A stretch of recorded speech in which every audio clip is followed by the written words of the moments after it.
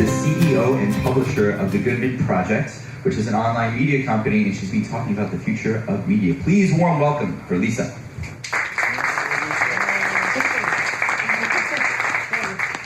Hi everyone, great to be here, even at the last minute. I am Lisa Hickey, and yes, I run a media company. It's called Goodman Project. We started it about 8 years ago with the idea of having a conversation about the changing roles of men in the 21st century. And so we really tried to push the boundaries on media in 3 different ways. One was the actual conversation that we're having, the type of media we create. So in the 8 years that we've been running this, nobody else is actually having a conversation about the changing roles of men in the 21st century, which seems kind of amazing. But so the type of media we create is different. Also, the way that we structure our business is different. We get 3 million people a month coming to the site. To put that in perspective, the last episode of Mad Men had 3 million people coming to it. So we get that every month, month after month. And we have about 6,000 contributors from all over the world. We publish 35 stories a day. Everyone works virtually. We have 35 editors from the US and outside the US. And so the way that we've structured it, I'm the only full-time employee, but we have people that come in and out and work virtually and organize everything in order to get that content, to get that 3 million people per month. And so the way that we structure the business is constantly pushing the edges. And then the way that we think about media is also pushing the edges, right? So what is media? What does that mean? What's the next evolution of media? That's the kind of questions that we're always asking ourselves. What does it look like? How can it be different? How can it evolve? So I'm going to talk to you about some of the ways that we think about media and where we see the future of it going. So I'm actually going to give you a dictionary definition of media because I like the way this is punctuated, quite frankly. It says the main means of mass communication, parentheses, broadcasting, publishing, and the internet, regarded collectively. I just like that, regarded collectively, like it's all of that, you know what I mean? It's broadcast, it's publishing, it's the internet, it's books and movies and TV and news and, you know, all sorts of communication that gets widely dispersed. Now, I was going to make a joke about fake news, but yesterday there was a shooting in a newsroom in Annapolis, Maryland, and so there's absolutely nothing funny about that and what's going on. So I just want to read you this one tweet, kind of in honorarium of what happened. Safety of journalists is precondition of democracy and the meaningful exercise of press rights. Violence against journalists is not only tragic and intolerable, but offensive to the promise of an enlightened public. Journalists must be able to work without fear of violence. Now, it's important to understand that media is not just journalism, right? So the reason there's this whole fake news thing and the reason why it's confusing as to what's going on is that media is so all-encompassing. And so there are these dichotomies that go on. There's truth versus fiction, but not all media is true, right? You have TV shows that are totally fake, and that's fine. But the key is to making sure it's clear what is truth and what is fiction. And those lines are blurring. It's not always clear what is truth and what is fiction. Another place where the lines get blurred are in this idea of, are we creating the content for you personally, for information and entertainment? Or are we creating the content to try to sell you or manipulate you? One of those is better than the other, But even trying to sell you or manipulate you is fine as long as you're open and transparent about that's what you are trying to do. But those lines are getting completely blurred as well. And all of that leads to whether you are trustworthy or not trustworthy. And you can't build a big brand without being trustworthy. Ken Goldstein, who's on our board, says that a brand is a promise. So if you break your promises to people, if you confuse truth and fiction, if you confuse selling or manipulating with giving someone information or entertaining them, you will break that promise. So where is media going next? Can we look into the crystal ball? Well, before we do that, I'm a big believer in looking back at history. I don't think you can see where you're going until you know where you've been.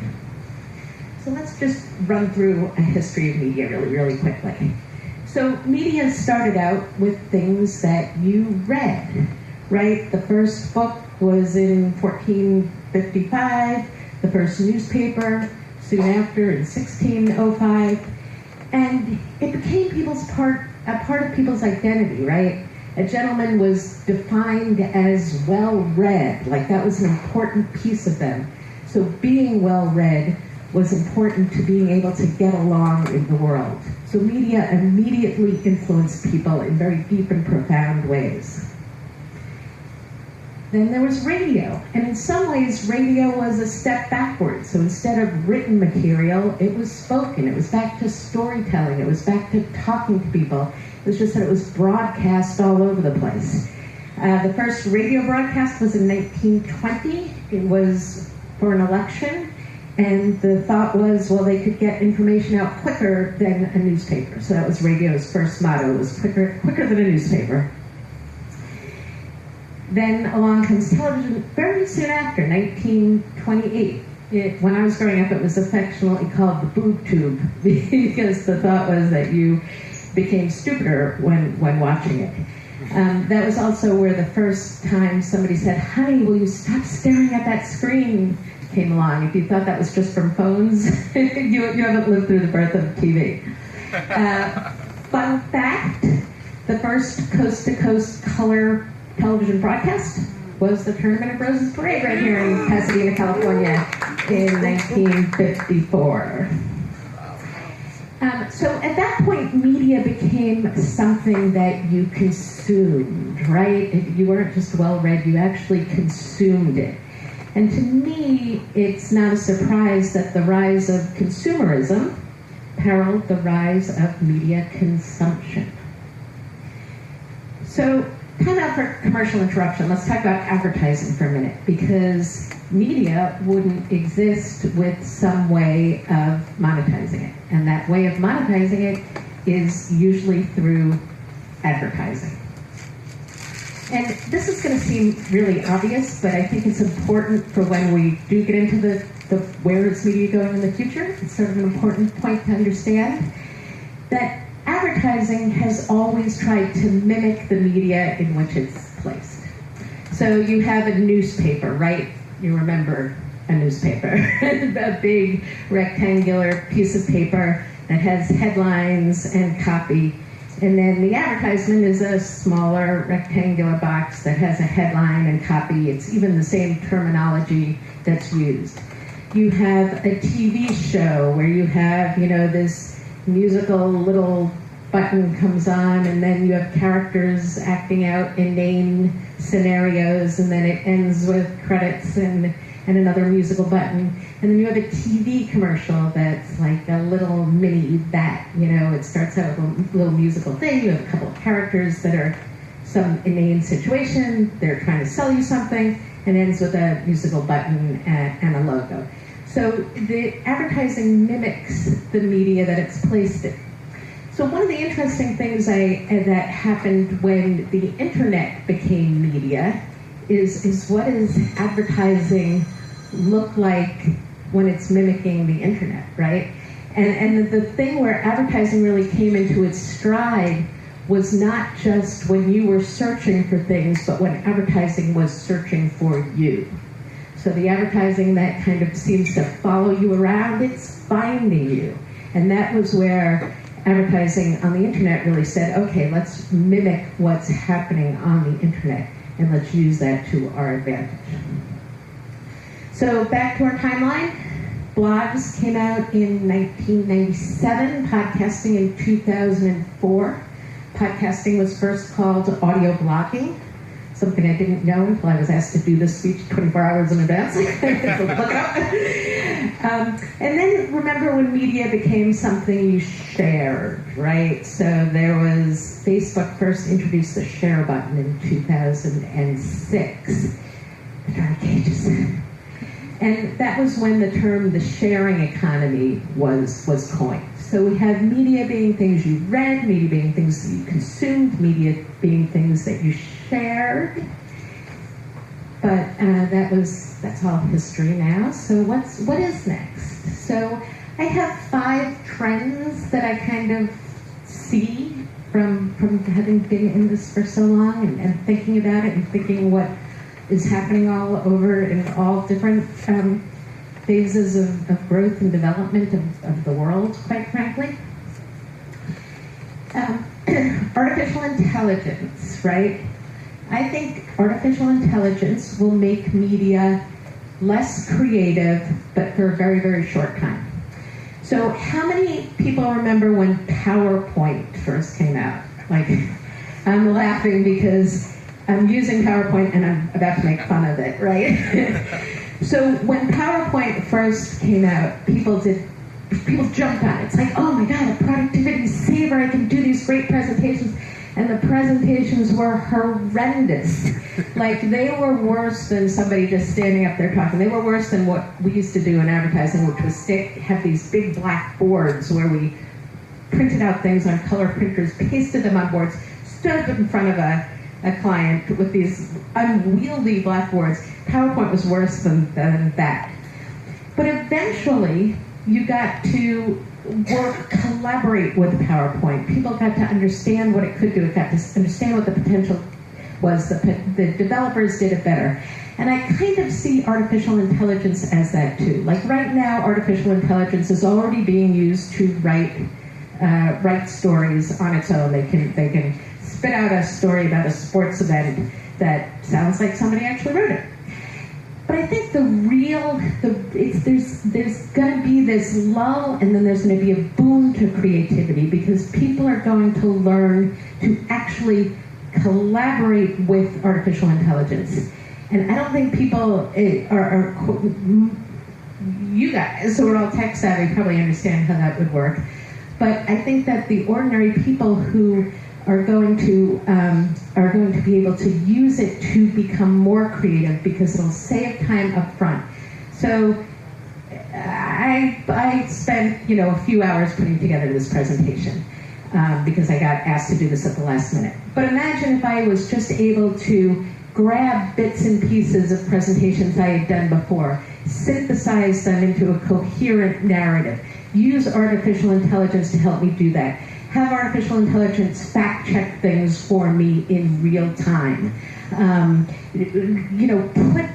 Help create something that was better than something I could have done alone, and better than something artificial intelligence could have done alone. Like, that's where I see the potential. So the potential for this boom in creativity coming up and coming soon.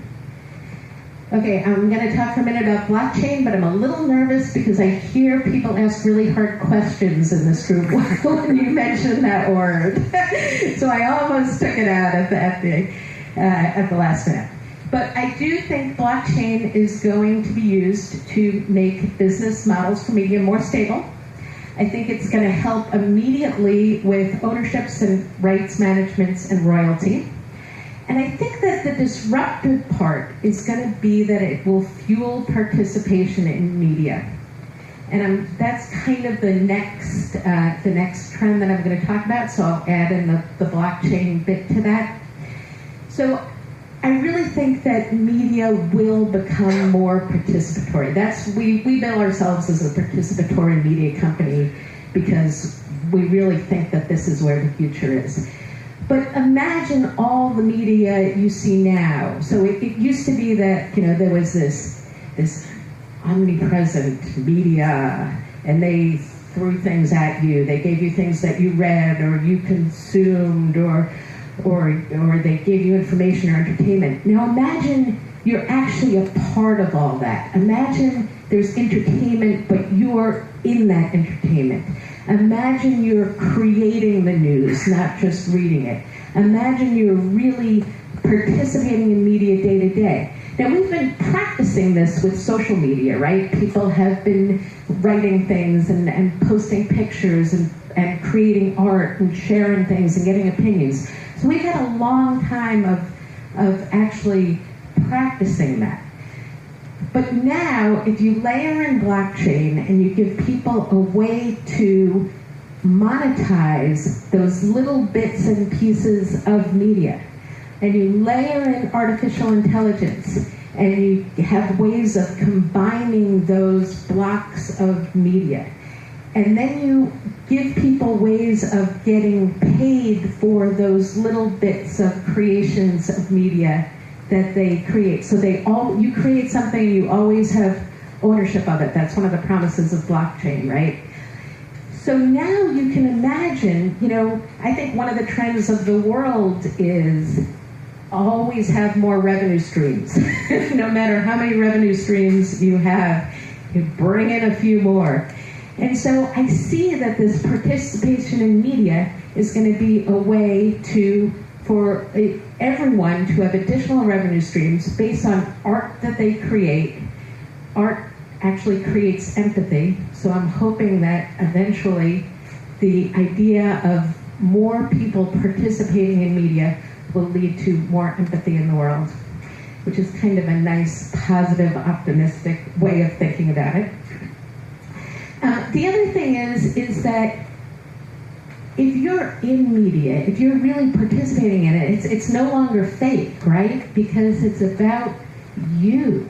You're there in it. You're helping create it. So the idea that it's this thing over there goes away, and media becomes you. And I'm just so excited about what I see as that trend. And a final thing, and this is something that we're doing at the Good Men Project, which we have found to be just so incredibly profound, and it's a cliche to say game-changing, but we really think it's game-changing. So we combine broadcasting out to millions of people, right? We have the 3 million people a month that get the stuff that we broadcast out to them. And then we combine that with individual conversations. So every day we have one or two different conversations about some of the most difficult topics in the world. We talk about stopping racism. We talk about stopping sexism. We talk about sex, love, and relationships. We talk about the disposability of men and CTE and football, and we talk about politics, and we talk about mental health. And we get groups of people to get together on the phone and really have these discussions. So it's so unlike having a discussion on social media. There are no trolls. You get to answer in real time. You get to say your piece. You get to give insights. You get to give a point of view that's uniquely yours. And if you think about media, and Ken again on our board gave us this idea. He said it like in the best television shows, right? In the best of other types of media, you have things that are both serialized and episodic. So if you watch a TV show, right, you can come in at any time pretty much, and you can see that episode, and you can follow a storyline, and you don't have to have seen every show that comes before it. But yet, if you watch the series, you get rewarded because you start to know the characters over time, and you start to know the backstories and the alternate storylines. So it's actually the same thing with these phone calls that we have. People get on these calls, and they talk about these really difficult issues, and they get to meet the other characters on that show of the day. And some of those people are brand new, and some of those people who have been coming here for years. It's one of the great things about Innovate Pasadena, right? You show up and you know there are going to be people who have been here for a long time, and you know there are going to be brand new people that you can meet and network with. So I see media as replicating those kind of experiences. And again, that's something that's really exciting to me for the future, the evolution of media. If you think about not just the technology behind how it's going to evolve, but how it's going to evolve as a content, as community building, as a way of improving your life in the future. That's what's really exciting to me. And the final thing that I think will happen is that media will become less passive and more active. So we've already seen that the way that this has evolved, that, reading a book or a newspaper was a very, very passive experience, very internal experience. It's gradually becoming more active. So I think media will lead people to actions. It won't just be read, it won't just be consumed, but it'll actually allow people to not only interact with other people, but to take actions, to build projects together, to solve problems together, to come together with other people from all over the world and actually do stuff together. And again, I really see that as one of the great profound shifts in where media is going in the future. So that's it. It was kind of short. I'd like to just leave a lot of time for questions from the audience. Awesome.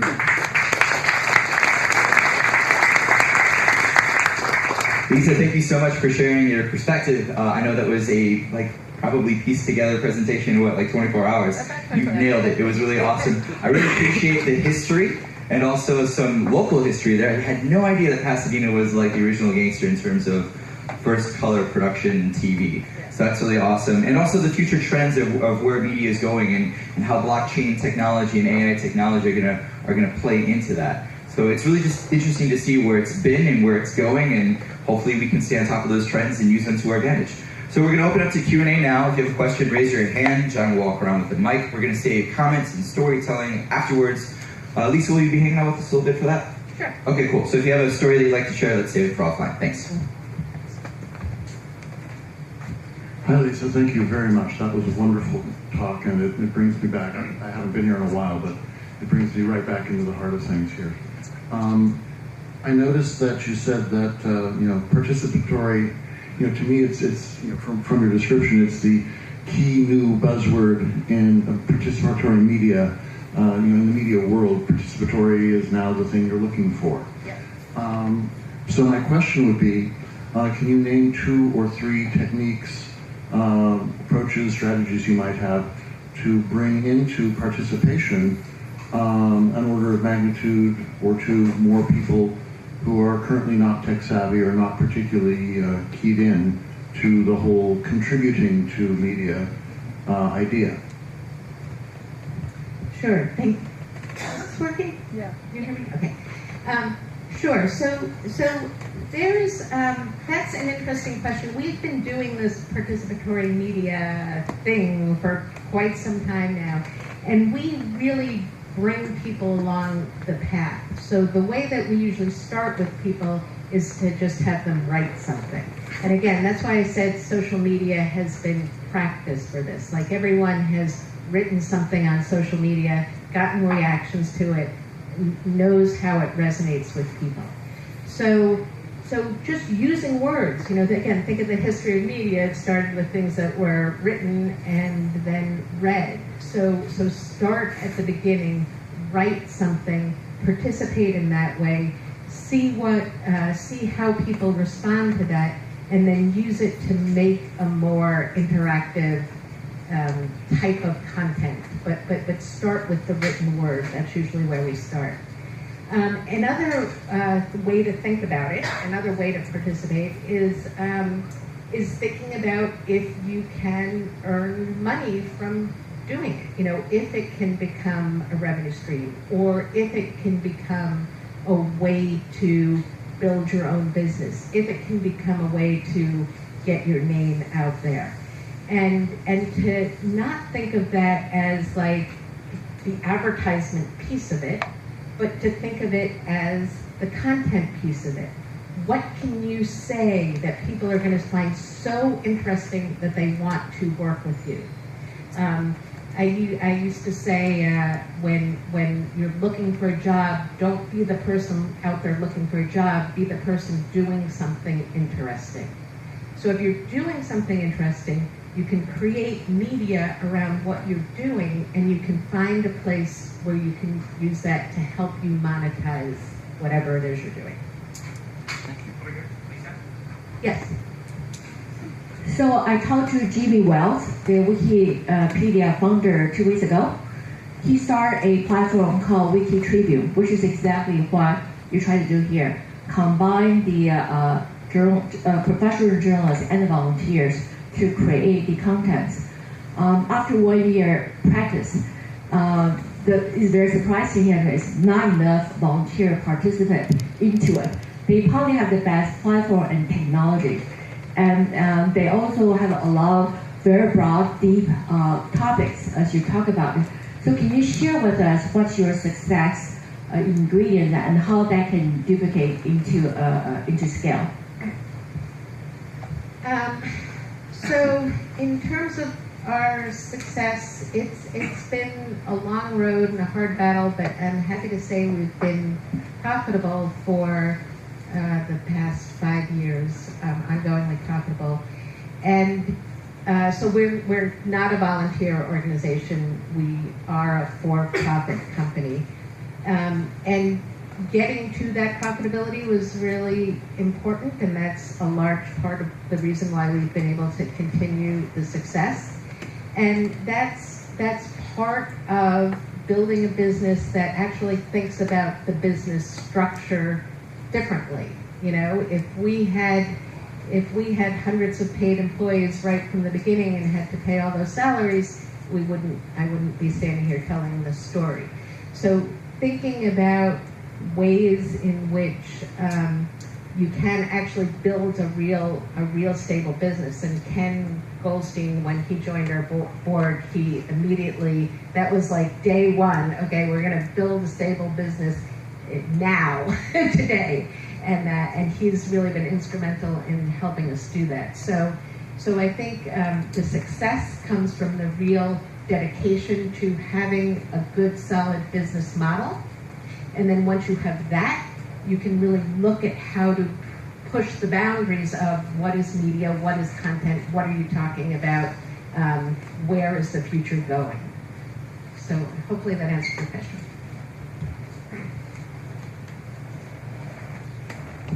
Hi, where do you see the integrity of journalism and media in the future with journalists used to double source their information and double, check everything, and now there's Russian bots and all that.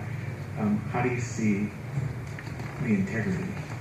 Yeah, integrity is a great word, and I think it's got to come from the individuals who believe in integrity and believe why it's important.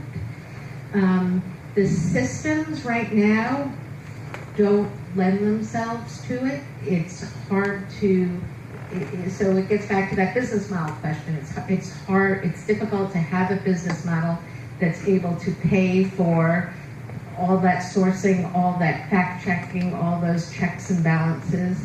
And that's got to be figured out. But I think that it's going to be a dedicated group of people who says integrity is important. Those things that overlap, the truth and fiction and the selling and not selling, and in order to maintain trust and to have a brand that's valuable, it's important and it's got to be figured out. So I don't actually have the answer to that, but I do think it's important. It's the right question to ask, and I do think there are enough people who are dedicated to figuring out that answer that it will get figured out. Over here. Hey, Lisa. Yeah. So one of the things that you mentioned, you were talking about how when the media is participatory, and you're saying that on the internet, you know, you can get to a point there's no trolls. Well, Mike, I'm wondering, how do you control those types of things? Because I think when the media on the internet is out into the entire world, you know, every time a video goes viral, you just see like huge arguments and people just go deep into like racism and all these like negative battles and fights. But that's open to the entire world for anyone to say anything. So in the future then, do you think like that's just part of it, or is there a way to control it, and how do you do it where it's not so like hindering of free speech? I think like that's like the biggest problem with, you know, when you put something out there in the world for anyone to just say anything. So that's a great question, and I have definitely had my fair share of arguments with trolls over the years. Oh boy, yeah. So I think there's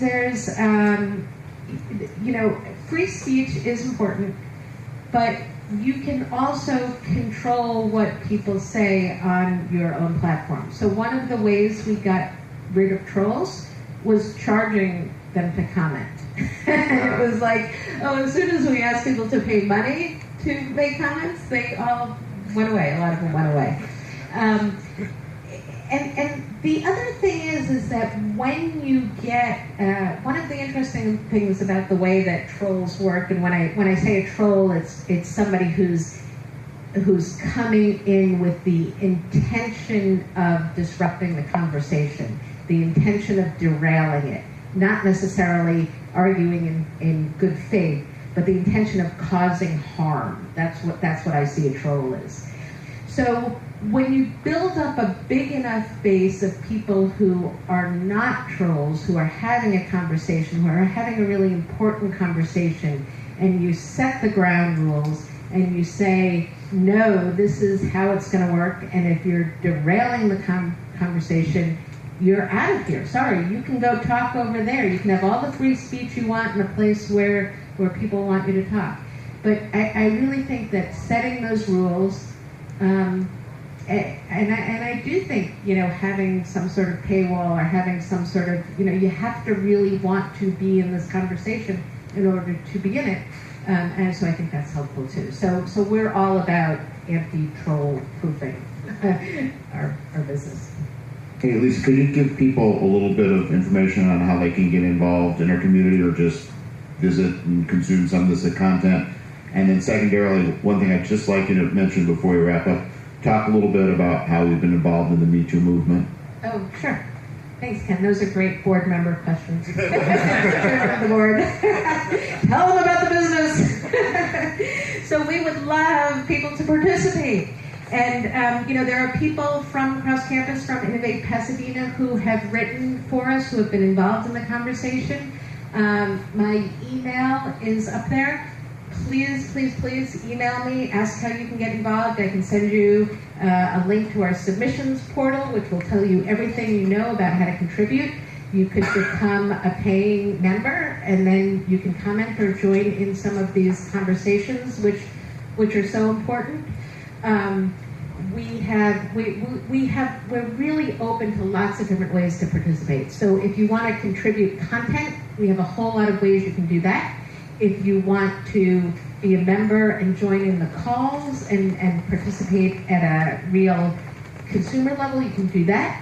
If you have a business where you want to work with us on sponsored posts as a way of getting, you know, using our media platform for advertising for your business, we have ways you can participate in that.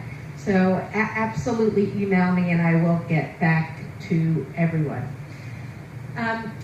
You brought up the Me Too movement. So this has been one of the really interesting things about this conversation that we're having. We're having a conversation about the changing roles of men in the 21st century.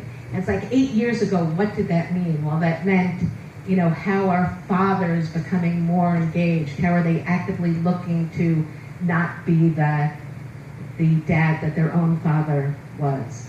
And then years later, along comes the Me Too movement, and everyone's like, what? Where did this came from nowhere? What is this? But those were things that we've been talking about all along.